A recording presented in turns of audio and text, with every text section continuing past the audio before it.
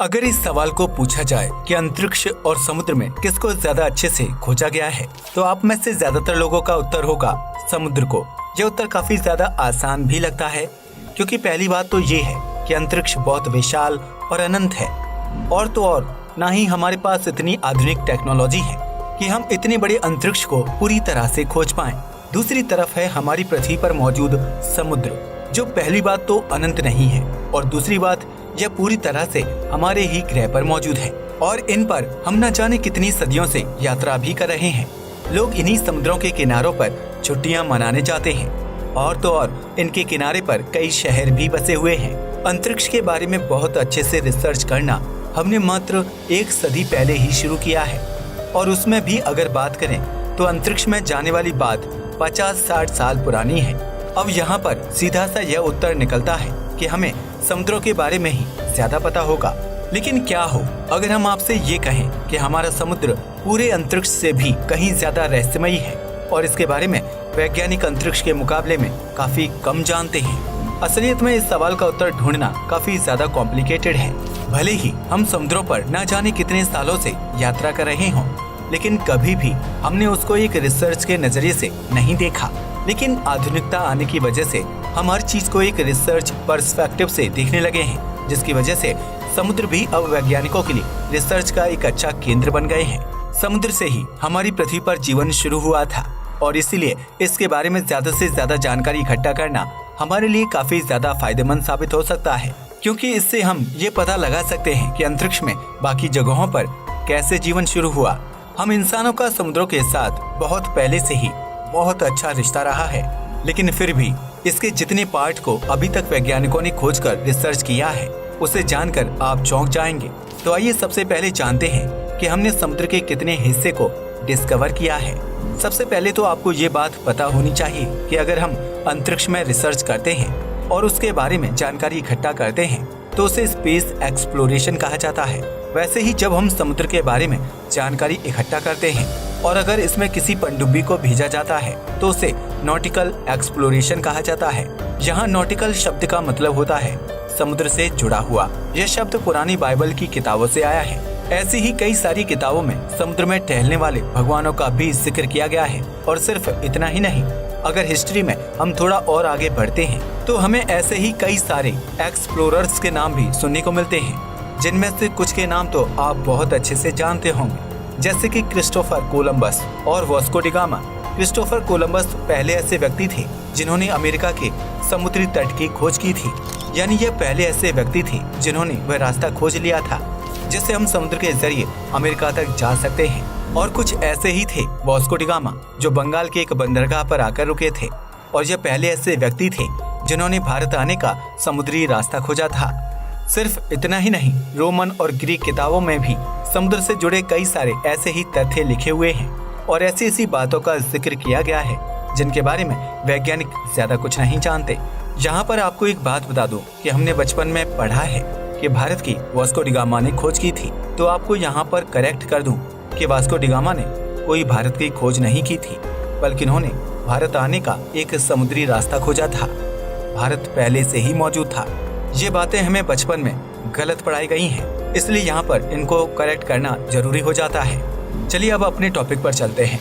अगर आज 21वीं सदी में भी हम समुद्री यात्रा को देखें, तो आज भी हम समुद्रों पर उतना ही डिपेंडेंट हैं जितना कि 500 से 600 साल पहले हुआ करते थे। किसी भी बहुत भारी और ज्यादा मात्रा के सामान को एक देश से दूसरे देश तक ले जाने के लिए समुद्रों का ही इस्तेमाल किया जाता है, क्योंकि यह किसी बड़े सामान को एक देश से दूसरे देश तक ले जाने का सबसे सेफ और सस्ता तरीका होता है।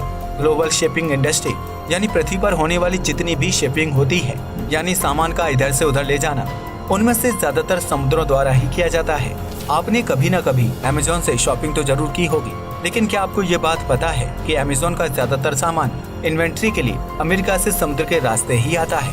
और सिर्फ इतना ही नहीं, भारत अगर किसी दूसरे देश से तेल इंपोर्ट करता है, तो उसका भी कन्वेंस समुद्रों द्वारा ही किया जाता है, क्योंकि इसके अलावा कोई भी ऐसा तरीका नहीं है जिससे सस्ते में और सेफ तरीके से सामान को इतनी दूरी तक पहुंचाया जाए। लग्जरी याट चार्टर के मुताबिक हर रोज करीब 1000 नॉटिकल माइल्स के रास्ते को सिर्फ शिपिंग करने के लिए कवर किया जाता है।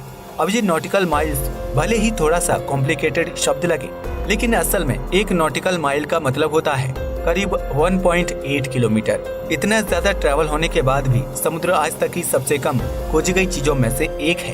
तो आखिर अभी तक हम समुद्र का कितना प्रतिशत हिस्सा खोज पाए हैं? खैर, अगर नेशनल ओशन सर्विस की रिपोर्ट की माने तो उनके मुताबिक हम अभी पृथ्वी पर मौजूद पूरे समुद्रों का मात्र 5% हिस्सा ही खोज पाए हैं। और खोजने का मतलब ये है कि हमने उसे अच्छे से एक्सप्लोर किया है। एक्सप्लोरिंग में कई सारी चीजें आती हैं, जैसे उस एरिया के सभी पेड़ पौधों पर पूरी रिसर्च, और सिर्फ पेड़ पौधों पर ही नहीं बल्कि वहाँ पर जितनी भी मछलियों की प्रजाति या समुद्री जीवों की प्रजाति है उन पर भी अच्छे से रिसर्च करना। इसके साथ ही उस एरिया में मेटल और नॉन मेटल की क्वांटिटी भी साथ में गिनी जाती है। जब हमने समुद्र का मात्र 5% हिस्सा ढूंढा है तब हमारे पास इतने सारे अलग अलग जीवों की प्रजाति है। अगर बाकी बचे हुए 95% हिस्से को भी बहुत अच्छे से खोजा जाए तो हमें न जाने कैसे कैसे समुद्री जीव देखने को मिलेंगे, जो शायद कभी वैज्ञानिकों ने सपने में भी नहीं सोचे होंगे। अब आइए इसे थोड़ा सा कंपेयर करते हैं स्पेस एक्सप्लोरेशन से। हमारे पास आज बुध ग्रह, मंगल ग्रह और चांद के बिल्कुल डिटेल्ड मैप हैं। यानी अगर आप चांद के किसी भी लोकेशन पर खड़े हुए हैं तो वैज्ञानिक आसानी से आपको ट्रैक कर सकते हैं और उस एरिया की पूरी जानकारी बता सकते हैं, जैसे वहाँ पर कौन से मेटल पाए जाते हैं और कौन से नॉन मेटल पाए जाते हैं और वहाँ की मिनरल वैल्यू क्या है। इतना ही नहीं, मंगल जैसे ग्रह के मामले में वहाँ का तापमान, वायुमंडल का प्रेशर, हवा की गति और आने वाले 1 साल में उस एरिया के साथ क्या होगा, यहाँ तक बताया जा सकता है। ये तो बहुत सीधे ही पता चलता है कि वैज्ञानिक स्पेस एक्सप्लोरेशन में कई गुना ज्यादा आगे हैं। खैर, स्पेस एक्सप्लोरेशन को हम थोड़ा बाद में जानेंगे। अभी सबसे पहले ओशन एक्सप्लोरेशन के बारे में थोड़ा और चर्चा करते हैं। तो आखिर क्यों हम समुद्र के बारे में इतना कम जानते हैं और क्यों वैज्ञानिकों ने उसके 95% हिस्से को अभी तक अच्छे से एक्सप्लोर नहीं किया है? खैर, नॉटिकल एक्सप्लोरेशन के इतने ज्यादा कठिन होने के 2 मुख्य कारण हैं। सबसे पहला कारण है टेक्नोलॉजी। हमारे पास ओशन एक्सप्लोरेशन के लिए पहले से ही काफी सारे उपकरण थे, क्योंकि हम इस विषय के बारे में बहुत पहले से ही जानकारी इकट्ठा करते हुए आ रहे हैं। अगर आप इतिहास की किताबों को उठाकर पढ़ते हैं तो आपको पता चलेगा कि मानव सभ्यता का सबसे पुराना विषय ही एस्ट्रोनॉमी यानी कि खगोल विज्ञान, और यही विषय विज्ञान की पहली फील्ड था। इसके बाद फिजिक्स ने इसे और ज्यादा बड़ा बना दिया। ओशन एक्सप्लोरेशन में ocean satellite, deep sea submarine और रिमोटली ऑपरेटेड व्हीकल यानी ROVs जैसे यंत्रों का इस्तेमाल किया जाता है, और ये टेक्नोलॉजी हमारे पास 50 साल पहले थी ही नहीं। इसलिए समुद्र के बारे में खोज करना तो बहुत दूर की बात थी। जैसे जैसे यह टेक्नोलॉजी और बढ़ती गई वैसे वैसे वैज्ञानिकों ने समुद्र पर रिसर्च करना चालू की, और पिछले करीब 30 सालों में वैज्ञानिकों ने समुद्र के 5% हिस्से को बहुत अच्छे से एक्सप्लोर कर लिया। टेक्नोलॉजी के बाद जो सबसे बड़ी दिक्कत आती है वो ये है कि समुद्र बहुत ज्यादा गहरा है और बहुत ही ज्यादा विशाल भी है। अब आप कहेंगे कि विशाल तो अंतरिक्ष भी है और समुद्र से अनंत गुना ज्यादा विशाल है, लेकिन फिर भी वैज्ञानिक उसकी स्टडी करने में कोई भी कसर नहीं छोड़ते। खैर, ऐसा इसलिए है क्योंकि स्पेस एक अप्रोचेबल जगह है। इसे थोड़ा आसानी से समझते हैं। अगर हम समुद्र के सबसे गहरे पॉइंट की बात करें तो वह करीब 7 मील गहरा है। यह एरिया मारियाना ट्रेंच के नाम से जाना जाता है। अब अगर हम अंतरिक्ष में 7 मील की दूर की जगह को देखें तो वह बिल्कुल क्लियर दिखाई देगी, क्योंकि अंतरिक्ष में कोई भी ऐसी चीज नहीं है जो प्रकाश को बहुत भारी मात्रा में रोक सके।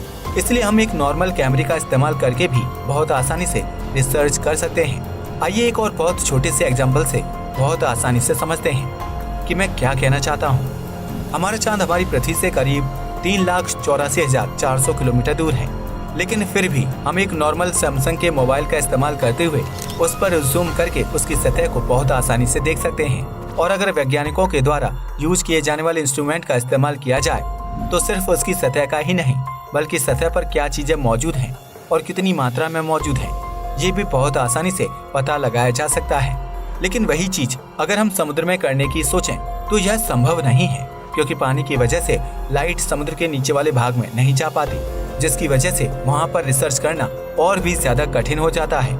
अगर हमें समुद्र के सबसे डीपेस्ट पॉइंट में रिसर्च करनी है तो वहाँ पर हमें किसी न किसी चीज को भेजना पड़ेगा, और वो भी बहुत मजबूत सेंसर के साथ। यहाँ मैंने मजबूत शब्द का इस्तेमाल इसलिए किया क्योंकि समुद्र के नीचे पानी का दबाव इतना ज्यादा होता है कि अगर आपको अचानक से वहाँ पर छोड़ दिया जाए तो आपकी सारी हड्डियाँ चकनाचूर हो जाएंगी।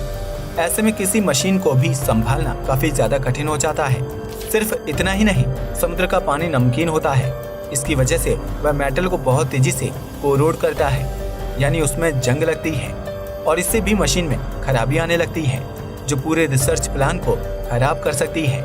अभी तक वैज्ञानिकों ने जितनी भी ओशन सैटेलाइट डिजाइन की हैं, वो सिर्फ सतह से थोड़े नीचे मौजूद पानी को ही पहचान पाती हैं। इन सैटेलाइट की मदद से वहाँ के तापमान का पता लगाया जा सकता है और इन्हीं से पानी के रंग को देखा जा सकता है, जिससे यह पता चलता है कि वहाँ पर कौन से पेड़ पौधे मौजूद हैं। अगर इससे ज्यादा डीप में यह सैटेलाइट जाती है तो उनके डेटा या तो सही नहीं होते या फिर यह सैटेलाइट खुद ही वहाँ पर फंक्शन करना बंद कर देती है। इन्हीं कुछ दिक्कतों की वजह से हम ओशन एक्सप्लोरेशन में आज भी काफी ज्यादा पीछे हैं। अगर हम समुद्र में 200 मीटर से ज्यादा नीचे जाते हैं तो वहाँ पर सूर्य की रोशनी पूरी तरह से खत्म हो जाती है और बहुत ही गहरा अंधेरा होता है, जिस वजह से वहाँ पर रिसर्च करना काफी ज्यादा कठिन हो जाता है। समुद्र के नीचे वाटर प्रेशर भी काफी ज्यादा बढ़ जाता है। अगर आप समुद्र के 200 मीटर से नीचे वाले पॉइंट पर खड़े हुए हैं तो वहाँ पर आपके शरीर के ऊपरी भाग पर उतना ही वजन होगा जितना कि आपके ऊपर अगर 50 एरोप्लेन रख दिए जाएं तब होगा। इससे आप अंदाजा लगा सकते हैं कि वहाँ पर किसी मशीन और किसी भी यंत्र को भेजना कितना ज्यादा मुश्किल होता होगा। अंतरिक्ष में इंसानों को भेजना काफी ज्यादा आसान है और इसलिए हर 6 महीने में ही अंतर्राष्ट्रीय स्पेस स्टेशन पर इंसानों को भेजा जाता है। और यहाँ तक कि हम तो चांद पर भी कदम रख चुके हैं। समुद्र में हमने अभी तक बहुत कम खोज की है।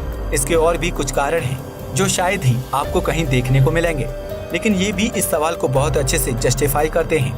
आपने ये कई बार सुना होगा कि वैज्ञानिक पृथ्वी पर ही बैठे बैठे टेलीस्कोप का इस्तेमाल करके कई अलग अलग ग्रहों पर मौजूद समुद्रों और उनमें कैसी कैसी चीजें मौजूद हो सकती हैं उनका पता लगा लेते हैं। लेकिन ऐसा हम अपनी पृथ्वी पर नहीं कर सकते। इसके लिए हमें या तो टेलीस्कोप को पृथ्वी से काफी ज्यादा दूर भेजना होगा, जो काफी ज्यादा महंगा भी होगा और काफी ज्यादा इनएफिशिएंट यानी प्रभावहीन भी, या फिर हमें पूरी तरह से पृथ्वी को छोड़कर कहीं और जाकर बसना होगा ताकि वहां से हम पृथ्वी के समुद्रों पर नजर डालें और यह पता लगा पाएं कि यहाँ पर कैसी कैसी चीजें मौजूद हैं। हमारे लिए समुद्र में रिसर्च करना कठिन इसलिए भी हो जाता है क्योंकि हम समुद्र में ही रहते हुए समुद्र की ही खोज करने की कोशिश कर रहे हैं, लेकिन इसके अलावा हमारे पास कोई ऑप्शन भी नहीं है। इसके अलावा जो एक और कारण समुद्र के कम खोजे जाने पर निकाला जाता है वो ये है कि समुद्र की खोज करने पर हमें कुछ ज्यादा हासिल नहीं होगा, जबकि वही रिसर्च अगर हम अंतरिक्ष में लगाते हैं तो हम आगे चलकर मल्टी प्लैनेटरी स्पीशीज बन जाएंगे और हम एक से ज्यादा ग्रहों पर इंसानी सभ्यता को बसा पाएंगे। वहीं अगर हम इतना ही बजट समुद्र की रिसर्च करने में लगाते हैं तो हमें कुछ नई तरह के जीव मिलेंगे या फिर कुछ नई तरह के पेड़ पौधे, और अगर ये भी नहीं मिला तो कुछ इतिहास से जुड़ी चीजें मिलेंगी जो हमारे लिए जरा सा भी जरूरी नहीं है। हमें इनसे कई सारी चीजें जानने और समझने को जरूर मिलेंगी, लेकिन अगर इसको अंतरिक्ष एक्सप्लोरेशन से कंपेयर किया जाए तो यह चींटी समान भी नहीं है। और इसीलिए अमेरिका जैसे बड़े बड़े देश अंतरिक्ष पर रिसर्च करने पर ज्यादा पैसे लगाते हैं और समुद्र को कम फंडिंग मिलती है। हालांकि टेक्नोलॉजी के बहुत तेजी से बढ़ने की वजह से अब ओशन एक्सप्लोरेशन पर भी बहुत अच्छे से ध्यान दिया जा रहा है और इसके लिए अलग अलग टेक्नोलॉजी को डेवलप भी किया जा रहा है और शायद 2050 तक हम समुद्र के बारे में करीब 90% जानकारी तो इकट्ठा कर ही चुके होंगे। इस वीडियो के अगले भाग में हम आपको स्पेस एक्सप्लोरेशन के बारे में बहुत सारी जानकारी देने वाले हैं, इसलिए इस चैनल के साथ बने रहिए। आज के लिए बस इतना ही। जय हिंद दोस्तों।